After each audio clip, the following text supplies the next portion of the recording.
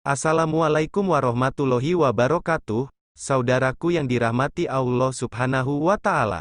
Dalam kesempatan kali ini, Cahaya Islam akan membahas tentang rukanah, adu gulat dengan Rasulullah Shallallahu Alaihi Wasallam. Gulat disebut sebagai olahraga tertua di dunia yang dikompetisikan. Olahraga gulat telah muncul di lukisan-lukisan Mesir kuno yang berusia 5.000-an tahun. Konon, gulat sudah menjadi mata pelajaran di Tiongkok sejak 2050 sebelum Masehi. Tidak heran, dalam adegan kolosal, para kesatria sering adu tanding gulat untuk menunjukkan kehebatan mereka. Sebelum kita lanjut, jangan lupa dukung channel kami dengan cara like, komen, dan share ke saudara, teman, dan keluarga kita agar sedikit menambah pengetahuan dan keimanan kita. Olahraga ini juga cukup populer di masa-masa Islam, masa saat Rasulullah Shallallahu Alaihi Wasallam masih hidup dan berinteraksi dengan masyarakat Arab kala itu. Di masa beliau Shallallahu Alaihi Wasallam ada seorang pegulat yang dikenal sebagai juara. Ia sangat sulit ditaklukkan. Tidak ada seorang pun yang berhasil menempelkan perutnya ke tanah saat bergulat. Namanya adalah Rukanah. Siapakah Rukanah? Namanya adalah Rukanah bin Abdu Yazid bin Hisham bin Abdul Muttalib bin Abdu Manaf al-Muttalibi. Ia adalah seorang pemimpin Arab yang terkenal dengan kekuatannya. Walaupun badannya kekar dan besar, Rukanah tetap lincah dalam berkuda. Rukanah adalah seorang laki-laki kuat. Ia masih dalam kemusyrikan di awal-awal datangnya risalah kenabian Muhammad Shallallahu Alaihi Wasallam. Ia begitu tenar sebagai seorang pegulat hebat.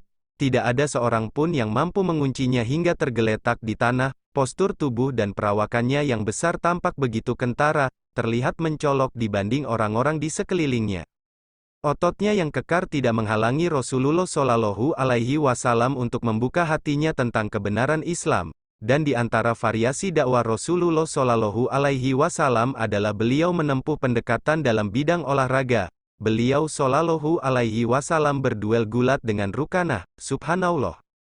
Ibnul Katsir mengatakan, Rukanah adalah seseorang yang pernah duel gulat dengan Nabi Shallallahu Alaihi Wasallam. Beliau mengalahkannya 2 atau 3 kali. Padahal ia termasuk laki-laki Quraisy yang paling kuat. Hidayah Islam baru ia sambut ketika penaklukan kota Mekah. Ia wafat di masa kekhalifahan Utsman. Ada juga yang mengatakan ia wafat pada tahun 42 Hijriyah, di masa kekhalifahan Muawiyah radhiyallahu anhu. Rukanah adu gulat dengan Nabi Shallallahu Alaihi Wasallam. Ibnu Ishaq mengatakan, Abu Ishaq bin Yasar berkata kepadaku, Rukanah bin Abdu Yazid bin Hisham bin Abdul Muttalib bin Abdu Manaf adalah orang Quraisy yang paling kuat. Suatu hari ia bersama Rasulullah Shallallahu Alaihi Wasallam di suatu kampung Mekah, sebelum hijrah. Rasulullah Shallallahu Alaihi Wasallam berkata kepadanya, Wahai Rukanah, tidakkah engkau bertakwa kepada Allah dan menerima dakwahku? Rukanah menjawab, seandainya aku mengetahui apa yang engkau serukan itu adalah kebenaran, pasti aku akan mengikutimu. Rasulullah menimpali, bagaimana kiranya kukalahkan engkau dalam gulat? Apakah engkau akan meyakini kebenaran perkataanku? Rukanah menjawab, iya. Rasulullah berseru, ayo berdiri, akan kukalahkan engkau. Abu Ishaq melanjutkan kisahnya, Rukanah pun menyambut tantangan itu, keduanya pun duel gulat. Rasulullah Shallallahu Alaihi Wasallam menyergapnya dan berhasil menjatuhkannya. Rukanah pun tak berdaya.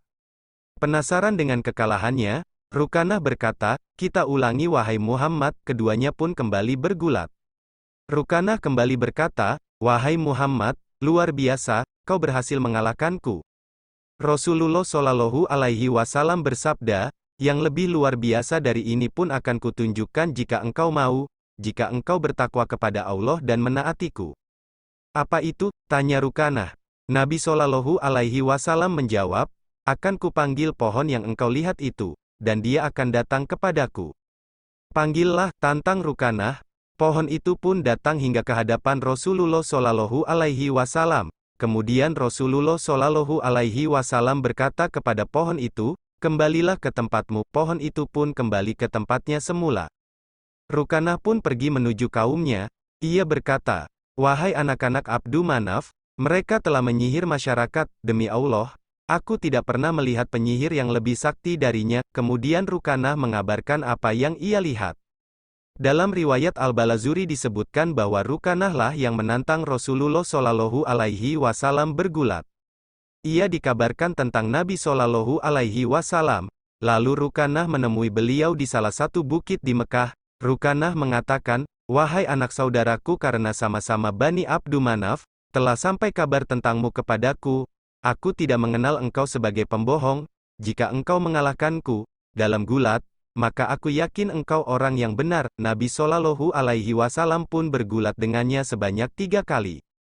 Abu Al-Yaqzan mengatakan, ketika Rukanah datang kepada Nabi Shallallahu Alaihi Wasallam untuk memeluk Islam di hari Fatu Mekah, ia berkata, "Demi Allah, aku mengetahui jika engkau bergulat denganku, engkau akan mendapat pertolongan dari langit." Kemudian ia pindah ke Madinah dan tinggal di sana hingga wafat di awal pemerintahan Muawiyah radhiyallahu anhu. Ansabul Asraf oleh Al-Balazuri, ia memiliki penguat dalam riwayat At-Tirmidzi, Abu Dawud, dan Al-Hakim.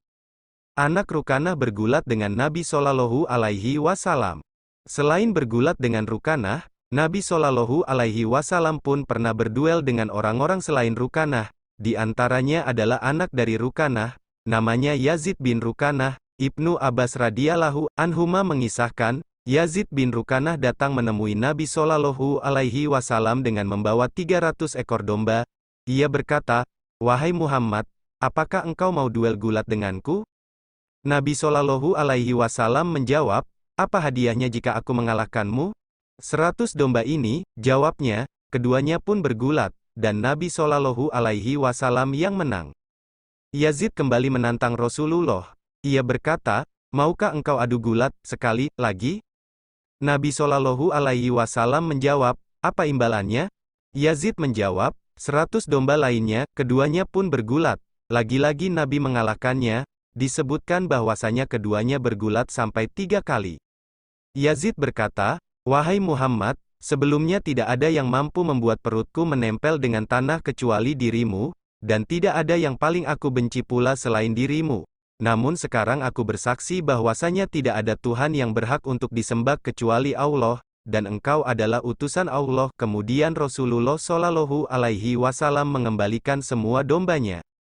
Pelajaran dalam kisah ini, pertama, metode dakwah Rasulullah yang variatif. Beliau berdakwah berceramah, beliau berdakwah dengan cara bersedekah, dengan akhlak yang mulia, dengan pendekatan kultural, sampai dengan pendekatan dalam bidang olahraga.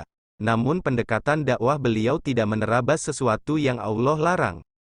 Kedua, Nabi Shallallahu Alaihi Wasallam tidaklah menginginkan harta dunia dari hasil duelnya dengan Rukanah dan anaknya, akan tetapi beliau menginginkan hidayah. Ketiga, betapapun orang-orang musyrik sombong dalam menolak Islam, Rasulullah tidak menyerah mendakwahi mereka, fitrah mereka tetap ingin keluar dari gelapnya kesyirikan. Keempat, terkadang seseorang malu menerima dakwah dengan metode ceramah.